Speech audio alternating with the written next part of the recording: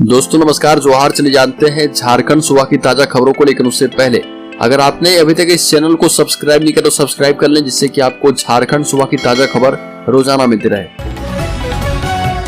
सबसे पहली बड़ी खबर, रांची रिम्स में बनेगा 100 बेड का प्री फैब्रिकेटेड विंग। मरीजों को मिलेगी राहत। रांची रिम्स में 100 बेड का प्री फैब्रिकेटेड विंग तैयार किया जाएगा। सेंट्रल इमरजेंसी में बेड भर जाने के बाद गंभीर मरीजों को इस विंग में भर्ती किया जाएगा। प्री फैब्रिकेटेड विंग का निर्माण सेंट्रल इमरजेंसी के पास किया जाएगा और इसके लिए शीघ्र निविदा निकाली जाएगी। यह निर्णय स्वास्थ्य सचिव अरुण कुमार सिंह की अध्यक्षता में हुई समीक्षा बैठक में लिया गया। सचिव ने कहा कि अक्सर देखा जाता है कि सेंट्रल इमरजेंसी में बेड की कमी के कारण मरीजों का इलाज ट्रॉली पर होता है। इससे मरीज और डॉक्टर दोनों को परेशानी होती है। राज्य का सबसे बड़ा अस्पताल होने के कारण यहाँ मरीजों का लोड अधिक है, इसलिए बेड की संख्या बढ़ाना आवश्यक है। रांची में जिला पुलिस का बल बढ़ाने के लिए नए पद हो रहे सृजित। राजधानी रांची में आए दिन हो रही विधि व्यवस्था संबंधित समस्या को देखते हुए राज्य पुलिस का बल बढ़ाने एवं कुछ नए पद के सृजन पर विचार चल रहा। इसके लिए रांची एसएसपी ने ड्राफ्ट तैयार किया है, जिसे अनुशंसा के साथ पुलिस मुख्यालय को सौंपा जाएगा। उम्मीद है कि अगले हफ्ते पुलिस मुख्यालय तक यह प्रस्ताव पहुंच जाएगा। पुलिस मुख्यालय से यह प्रस्ताव गृह विभाग को भेजा जाएगा, जहां पर सरकार के स्तर पर इसे अधिसूचित करने की कवायद होगी। तैयार हो रहे प्रस्ताव के मुताबिक रांची में अब एसपी सिटी के 2 पद हो जाएंगे और इसमें एक पद एसपी सिटी साउथ एवं दूसरा एसपी सिटी नॉर्थ का होगा। रांची के एसपी ग्रामीण के अधीन के 6 थाने, जिनमें नामकुम, खरसीदाग, टाटी, सिलवे, रातू, नगड़ी एवं कांके को एसपी सिटी के अधीन किया जाएगा। साथ ही साथ जिला पुलिस बलों की संख्या भी बढ़ाई जाएगी। झारखंड में चलती ट्रेन के एसी कोच में 8 साल की बच्ची के साथ छेड़छाड़। पुलिसकर्मी के खिलाफ एफआईआर। झारखंड के कोडरमा में चलती ट्रेन में 8 साल की बच्ची के साथ छेड़छाड़ का मामला सामने आया है। आरोप जो है ट्रेन में सवार पुलिसकर्मी पर लगा है। पोक्सो एक्ट के तहत 0 एफआईआर दर्ज होने के बाद मामले को कोडरमा जीआरपी में ट्रांसफर कर दिया गया है। पीड़ित बच्ची की मां ने रांची जीआरपी में लिखित आवेदन देकर प्राथमिकी दर्ज करते हुए बताया था कि वो पटना से रांची 18623 डाउन पटना हटिया एक्सप्रेस के एसी कोच में सफर कर रही थी। इसी दौरान कोडरमा स्टेशन पहुंचने पर जब उसकी नींद खुली तो एक सुरक्षाकर्मी राइफलधारी को उनकी बेटी के साथ गलत हरकत करते पाया। मामला कोडरमा से जुड़े होने के कारण छानबीन और कार्रवाई के 0 एफआईआर को कोडरमा जीआरपी के पास स्थानांतरित कर दिया गया है। पीड़ित बच्ची की मां ने रांची जीआरपी में लिखित आवेदन देकर प्राथमिकी दर्ज करते हुए पूरे मामले की जानकारी दी है। बड़ी खबर, झारखंड में 25% लोग नॉन अल्कोहलिक फैटी लीवर की बीमारी से हो चुके हैं ग्रसित। स्क्रीनिंग कैंपेन चलाने की है तैयारी। झारखंड में लगभग 25% लोग नॉन अल्कोहलिक फैटी लीवर की बीमारी से ग्रसित है। इसको देखते हुए स्वास्थ्य विभाग राज्य भर में स्क्रीनिंग अभियान चलाने की तैयारी में है। इसके लिए एसओपी यानी स्टैंडर्ड ऑपरेटिंग प्रोसीजर तैयार किया जा रहा। इसके बाद खूंटी और लोहरदगा में पायलट प्रोजेक्ट के तहत विशेष स्क्रीनिंग अभियान चलाया जाएगा। फैटी लीवर की बीमारी की मुख्य वजह मोटापा और असंतुलित खानपान है। ऐसे में पुरुष और महिलाओं के लिए मोटापा का मानक तय किया गया है। बड़ी पर रांची में खुला नया मॉल। लोग एक ही छत के नीचे उठा पाएंगे कई चीजों का लुत्फ। प्रवेश करने पर ही होगा अलग अनुभव। रांची के लोगों का इंतजार खत्म हुआ। रातू रोड में आकाशवाणी के सामने मॉल ऑफ रांची का उद्घाटन किया गया। इसके साथ ही मॉल में लोग पहुंचने लगे हैं। लोग काफी खुश नजर आ रहे हैं। ये मॉल 2.5 लाख स्क्वायर फीट में बना है। खास बात यह है कि इस मॉल में एक ही छत के नीचे खरीदारी, मनोरंजन और खाने का आनंद ले पाएंगे। यहाँ पर बड़े बड़े ब्रांड के शोरूम के अलावा modern game zone, food zone, multiplex, cinema screen, life style, fashion shop आदि उपलब्ध है। मॉल ऑफ रांची के प्रवक्ता नीतीश अग्रवाल ने कहा कि लोगों को शहर छोड़े बिना प्रीमियम खरीदारी का मौका मिलेगा। मॉल में 60% हिस्सा मनोरंजन और आराम कार्यक्रमों के लिए खास तरीके से बनाया गया है। बड़ी बिहार के मुख्यमंत्री नीतीश कुमार की एनडीए में वापसी को लेकर फिर से कयास लगाए जा रहे। ये चर्चा तब शुरू हुई जब केंद्रीय मंत्री रामदास अठावले ने बिहार में उनकी एनडीए में वापसी को लेकर बड़ा बयान दिया था। अब उनके इस बयान पर झारखंड के पूर्व मुख्यमंत्री रघुवर दास ने अपनी प्रतिक्रिया दी और कहा कि नीतीश कुमार शुरू से ही एनडीए के हिस्से रहे हैं। मुझे लगता है कि उनकी रामदास अठावले से बात हुई होगी और उनसे कुछ कहा होगा। केंद्रीय मंत्री रामदास अठावले लगातार नीतीश कुमार को फिर से एनडीए में आने की सलाह दे रहे हैं। बड़ी राज्य के अन्य डैमों के साथ राजधानी रांची के गेतल सूद और गोंदा डैम में भी गाद भर चुका है। पिछले 8 वर्षों में गेतल सूद डैम में जल भंडारण की क्षमता 14 फीट तक घट गई है। वहीं गोंदा डैम की 5 फीट तक कम हो गई है। इसका कारण विभिन्न नालों से आने वाले गंदा पानी और कचरा है। रांची शहरी जलापूर्ति योजना का आधार गेतल सूद, गोंदा एवं हटिया डैम है। गेतल सूद डैम से राजधानी रांची की 80% आबादी को पेयजलापूर्ति की जाती है। शेष आबादी को गोंदा एवं हटिया डैम से जलापूर्ति होती है।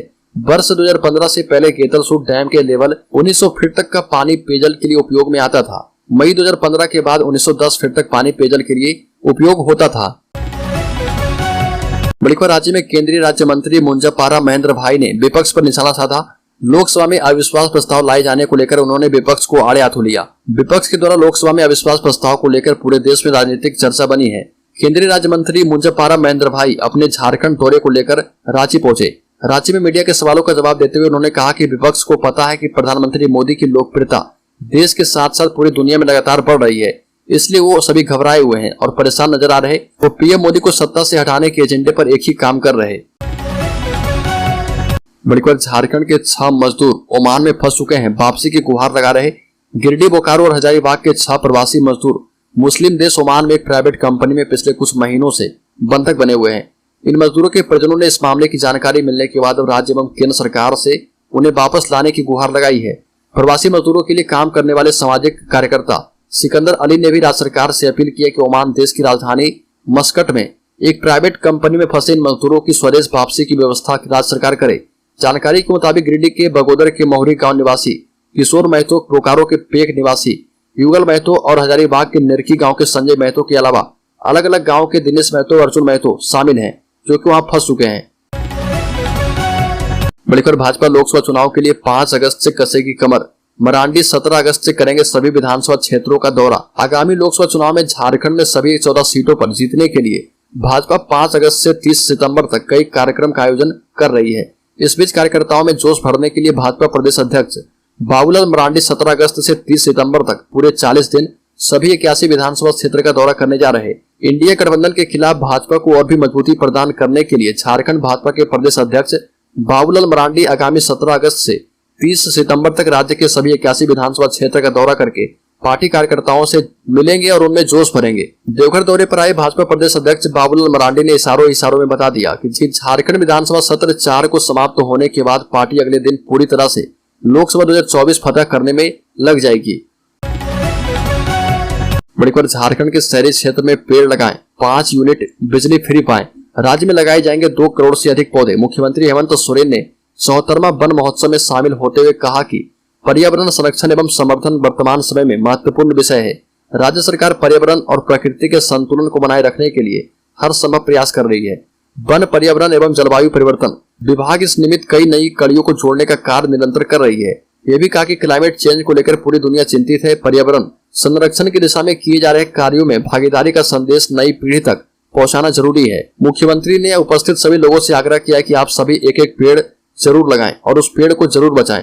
यह भी कहा कि राज्य को हरा भरा रखने के लिए हमारी सरकार ने कानून बनाया है कि शहरी क्षेत्र में जो परिवार अपने घरों के कैंपस में पेड़ लगाएंगे, प्रति पेड़ उन्हें 5 यूनिट बिजली मुफ्त में उपलब्ध करवाई जाएगी। यह तो सरकार की एक नीति है, लेकिन हमें इससे हटकर भी पर्यावरण संरक्षण के लिए प्रतिबद्धता के साथ कार्य करने पड़ेंगे। बड़ीपर जमशेदपुर में लगेगा देश का पहला हाइड्रोजन ईंधन संयंत्र। जमशेदपुर में हाइड्रोजन ईंधन से जुड़ा देश का पहला संयंत्र लगेगा। इसकी स्थापना टाटा मोटर्स लिमिटेड एवं अमेरिकी कंपनी कमिंस इंक के सहयोग से हो रहा। इसका संचालन Tata Green Energy Solution Private Limited TGESAPL करेगी और हाइड्रोजन ईंधन से जुड़े उत्पादों में hydrogen internal combustion engine, fuel agnostic engine, advance chemistry battery, H2 fuel cell एवं H2 फ्यूल डिलीवरी सिस्टम का उत्पादन किया जाएगा।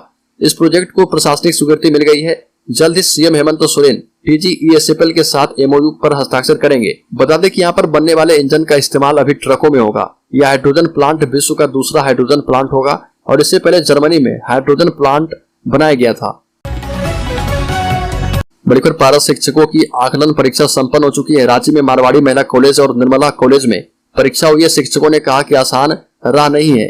43,273 प्रशिक्षित सहायक अध्यापकों की पहली आकलन परीक्षा संपन्न हो गई है। यह परीक्षा रांची के मारवाड़ी महिला कॉलेज और निर्मला कॉलेज में ली गई है। रांची के मारवाड़ी महिला कॉलेज में 1716 उम्मीदवार शामिल हुए। निर्मला कॉलेज में भी लगभग इतने ही उम्मीदवार शामिल हुए हैं। राजधानी रांची के दोनों केंद्रों में परीक्षा शांतिपूर्ण खत्म हुई। परीक्षा में पूछे गए प्रश्न को लेकर उम्मीदवारों का कहना था कि पैसे बढ़ोतरी की राह आसान नहीं है। परीक्षा देकर निकल रहे क्लास 1 से 5 तक के कई शिक्षकों ने गणित विषय के प्रश्नों को कठिन बताया। वहीं क्लास 6 से 8 के उम्मीदवारों को रीजनिंग में परेशानी हुई। राज्य के धनबाद जिले में हथियार के बल पर घर पर लूट। धनबाद शहर में अपराधी बेखौफ और बेलगाम हो गए हैं। उन्हें न कानून का भय है और न पुलिस का खौफ। ऐसे में सदर थाना क्षेत्र के रेलवे अस्पताल कॉलोनी पंपू तालाब के समीप देर रात अपराधियों ने घर में घुसकर लूट की घटना को अंजाम दिया। बताया जाता है कि देर रात जब मूसलाधार बारिश और बिजली गरज रहे थे, उसी वक्त सदर थाना क्षेत्र के रेलवे हॉस्पिटल कॉलोनी पंपू तालाब के समीप एक क्वार्टर की चारदीवारी फांदकर 3 नकाबपोश अपराधी घर में घुस गए और लूट की घटना को अंजाम दिया। उक्त क्वार्टर चंद्रपाल चौधरी का है और वह रेलवे में कार्यरत हैं। उनकी पत्नी और भुक्तभोगी प्रियंका देवी ने बताया कि उनके पति चंद्रपाल चौधरी रेलवे में कार्यरत हैं। बताया गया कि देर रात जब मूसलाधार बारिश हो रही थी, पति अपनी ड्यूटी पर थे। बारिश के दौरान उन्हें दरवाजे पर आहट सुनाई दी तो उन्होंने समझा कि पति शायद घर पर आ गए। जब तक दरवाजे पर पहुंची तब तक 3 नकाबपोश अपराधी घर में घुस चुके थे और पिस्तौल की नोक पर उन्हें कब्जे में कर लिया।